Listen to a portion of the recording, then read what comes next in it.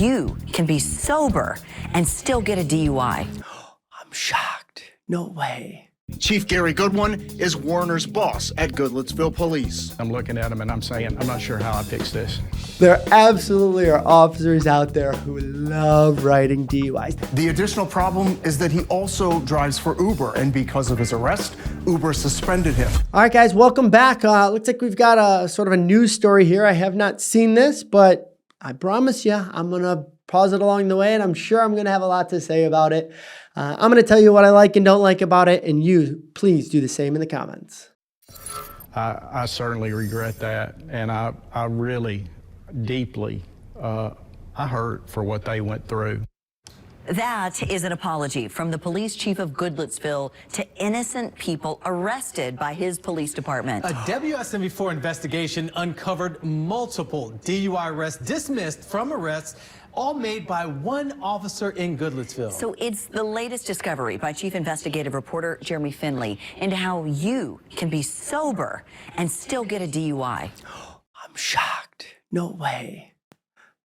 Really? Because, boy, every time I see something on there, it's like drunk drivers, they should all be arrested and lose their license and throw away the key. But that all assumes that you know that they were drunk. So you don't actually know, and that's why we go to court and figure it out. I'm very interested to see how, how they determined that these were sober drivers. A little wobbly. Performing a field sobriety test is not what Jeff Adams expected last September as he was heading to his job as a teacher in Brentwood. I figured I could pass it because, I wasn't drinking.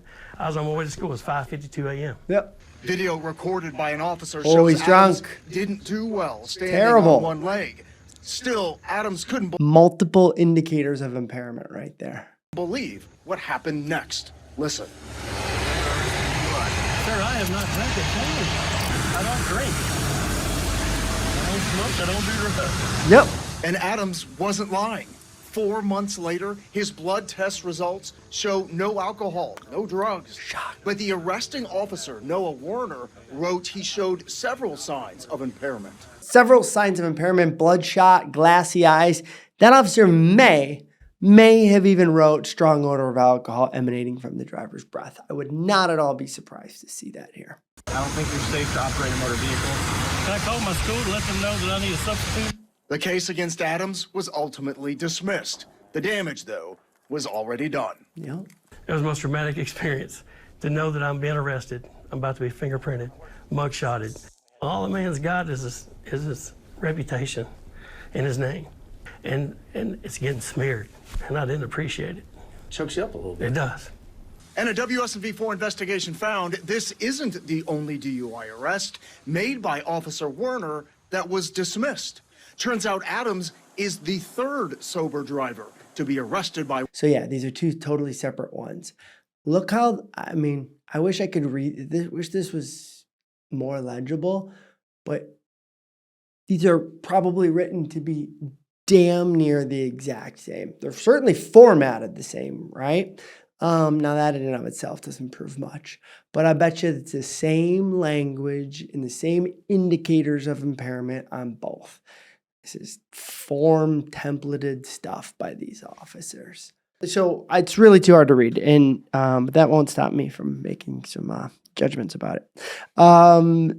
Because, this officer wrote a really short little narrative, like, pulled him over, he explained why he was weaving, and I had him do field sobriety tests. Like, you need more than that. You should have more than that. So that, based on the report alone, I'm not surprised to see the prosecution dismiss this. Doesn't mean they're going to all the time, but you get enough of these and then you compare it with the video where you're like, yeah, this guy's fine. Then good. I'm glad to see the prosecution dismiss this. They don't always. It's a judgment call, right? And so, prosecutors are like, hey, I'm going to back up my officer. I'm not going to dismiss this one. But we have dozens of DUIs a year where we're like, they should dismiss this. Like, I just read the report. I just watched the videos. Let me show this to the prosecutor on the side, and not like in the middle of court, but on the side and be like, hey, can you just do me a favor and watch this tonight? And let me know what you think, because yeah, I think you ought to be dismissing this one. Now, you don't want to abuse that if you're a defense attorney, right? Like they're not all that overwhelming, right? But we have so many cases, a lot still, where we're like, you might want to double check this because if you see what I'm seeing, you shouldn't proceed on this DUI. Justice is not served by prosecuting everything. Justice is served, right, when prosecutors do the right thing, and that's up to them to decide what the right thing is. But we've had success before being like, just watch this. In fact, we have a case going on right now where the prosecutor's like, yeah, you're right.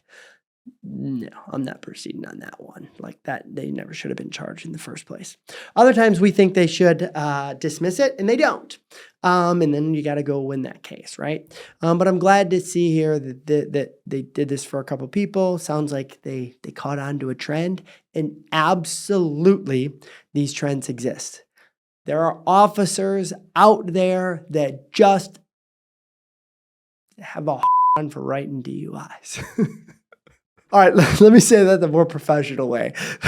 There absolutely are officers out there who love writing DUIs. They get recognized by the Mothers Against Drunk Driving, and they get recognized by the Illinois State Police for being the most DUI arrests and whatever. Some of them just go out of their way to say that people are showing signs of impairment. I certainly regret that, and I really deeply, I hurt for what they went through. Chief Gary Goodwin is Warner's boss at Goodlettsville Police. If you had just one case, that would be one thing. But in this officer's case, you have 3 people who were sober and arrested for DUI. So what does that tell you? It doesn't necessarily tell me anything. Obviously, it's concerning. You hate it for these 3 people. Goodwin admits he's frustrated by the situation. Look at the reports. All 3 drivers, including Adams, showed multiple signs of impairment. In one case, a driver had a half-empty beer can in the driver's side door, but they were all found to be sober. I'm looking at them and I'm saying, I'm not sure how I fix this. And an ongoing WSMV4 got some investigation shows suggestions. it's not just Goodlettsville. Police are arresting sober people for DUIs all over the mid-state. And because of a backlog at the TBI for alcohol and toxicology reports, we found some innocent drivers are waiting 8 months to get results back. And in many times, sober drivers are asking for breathalyzers. Listen. But they didn't. You can see in the video, Adams was taken to get a blood draw instead. After that, he was taken to jail. Why not use a breathalyzer each time? That would at least tell you if that person had been drinking alcohol. So many people that we see now, they're under the influence, but it's not necessarily alcohol. And a blood test, which takes longer to get back, is the only way to know for sure. I just put myself in their position, and how would I feel if this happened to me? Adams knows how it feels each and every time he drives past where he was arrested. Sometimes I'll refer to it as the scene of the crime because it was a crime against me. Jeff Adams kept his job as a teacher. He was not suspended. The additional problem is that he also drives for Uber, and because of his arrest, Uber suspended him. And he estimates he lost out on $15,000 in potential earnings. Jeremy, this story was so hard to watch. So is Goodlettsville Police doing anything different as a result of this? Well, the chief says they're reviewing these cases to see if there's anything they need to be doing differently in their field sobriety testing. But the real challenge is that there are so many real drunk drivers, police can't take the risk of not arresting somebody, even if they suspect them of being intoxicated. So one thing they could do is specify what they believe they're intoxicated under. Here in Illinois, you got to do that. Like, is it an alcohol-based DUI? Is it a drug-based DUI? Or is it possibly a combination of the two? You don't get to just be like, you're intoxicated on something. I don't know what, but you're obviously a bad driver, so you're obviously intoxicated. You don't get to do that. You got to specify a little bit and articulate what your basis is. Doesn't seem like they're doing that there in Tennessee. So maybe start there, right? If it's an alcohol-based DUI, then give the frickin' breathalyzer because a breathalyzer detects alcohol. So that makes some sense, right? Now, if you can articulate why you think this is a drug-based DUI, there smell of cannabis, admissions, dilated pupils, and all the other sort of signs of impairment from all the different narcotics, both prescription and illicit out there, then articulate that and then do the blood or urine test, right? But like, you can cut this in half at least by not lumping them together and just articulating, is this drug-based or is this alcohol-based? Because yes, a breathalyzer gives you results in about 7 seconds after you blow into it. So there's a recommendation. And thankfully, yes, they do typically do that here in Illinois. The problem does begin like when you've got them combined. Like, yes, there's alcohol, but there's other drugs involved too, right? But then that's when you throw the gamut, put them through the whole gamut of tests. Anyways, it reminds me of actually just this weekend, bunch of dads standing around at a kid's birthday party, and one of the dads was like, hey, if you ever need this guy does all the DUIs in Illinois, blah, blah, pointing at me. And he's like, oh, really? I got questions for you. I'm like, sure. What's your questions, right? And his first question, which I don't blame him, is isn't everyone how do you do that? Like, isn't everyone he gets caught for a DUI, guilty of DUI? Like, how do you get them off, right? And I'm like, well, first of all, no, they're not all guilty, right? And the ones that are not guilty, we do try to get off. But the ones that are guilty, you just try to manage that case, right? And you want to give them the best outcome possible. You don't want them to lose their license or their job or whatever for a one-time mistake, right? But that is the perception. It's well, if you got arrested for DUI, then you are guilty. And that's not the way it works around here, guys. It is innocent until proven guilty in court. And this poor guy, a teacher, or looks like a golf instructor, the assumption, I'm sure, among people he works with, the other police officers, his family, maybe that, if they didn't know him, right? They would be, the assumption is, well, you got a DUI and you're guilty. I'm here to tell you that is not always the case. Officers make mistakes all the time. Sometimes it is an honest mistake. Sometimes it is a pattern, and that's a problem. One of the questions is what can they do about this officer or this department or really statewide in Tennessee? My answer, I touched on it a little bit, but my answer is to get more specific. The report is he swerved, so then I got him out and made him do standard field sobriety tests. No, people swerve all the time. Right? There are terrible drivers out there. You're avoiding potholes. They're distracting your car. You're on your cell phone, right? Which is a different offense, but it's not a DUI, right? And so there's plenty of reasons someone could be swerving. They could be taking a sip of Diet Coke or whatever. So you need more than that. The officer should have to articulate a reasonable suspicion as to why they believe this person is under the influence, more than just, well, I pulled you over. So, and it's 5:30 in the morning, so I'm going to get you out of the car and have you do tests. Because guess what? Those tests are crap. Those tests are total garbage. You saw that guy. Tests are garbage. The actual handbook itself says that at least 25% of the time, they're not accurate. So it's 1 out of 4.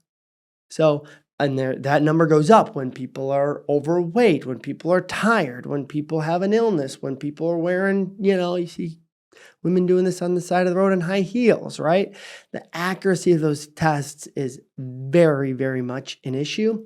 And so we should have a greater standard placed upon the officer before they can just get people out of the car and have them do these circus tests on the side of the road. Now, a lot of people commenting are going to say good, they did blood. And I agree to some degree. Blood is accurate, right? Typically, if done right.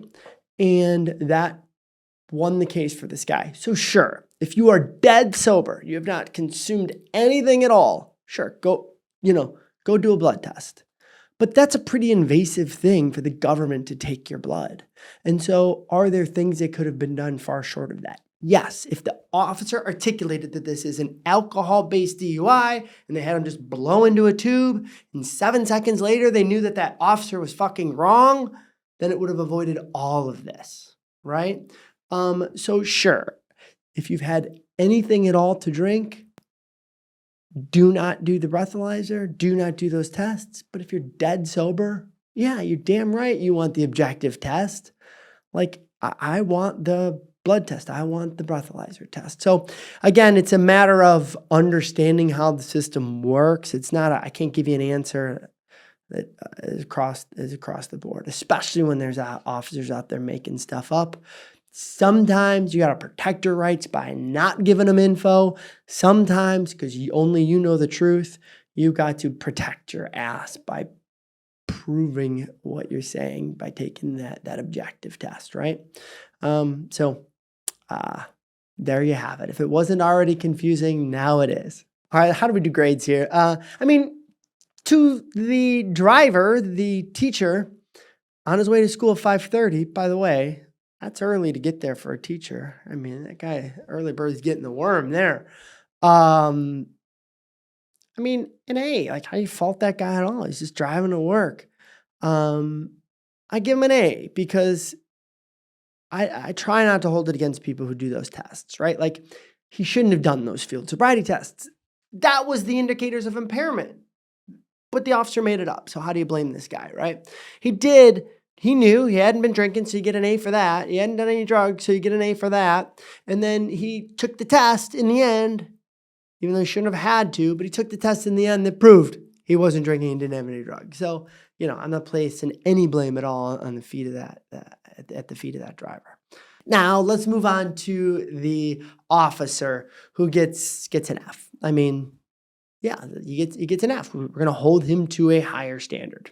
If he is repeatedly seeing signs of impairment that simply do not exist, then, we're going to hold him to a higher standard. Maybe some retraining, maybe a new job. I don't know what they need to do with that guy. But, we can't have innocent people on their way to work getting arrested for DUIs that don't actually exist.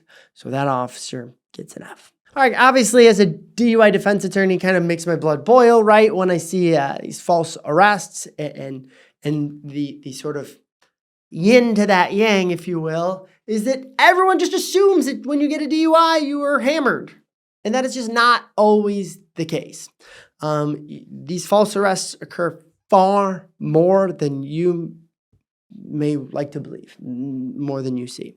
Sure, absolutely, there are drunk drivers out on the road. Officers are doing the right thing, getting them off the road, saving people's lives. Absolutely. But that is not true of every DUI arrest. And so everyone needs to do better. Everyone needs to do better on these, and I think this is a good example of a way that we can do better. Thanks for watching.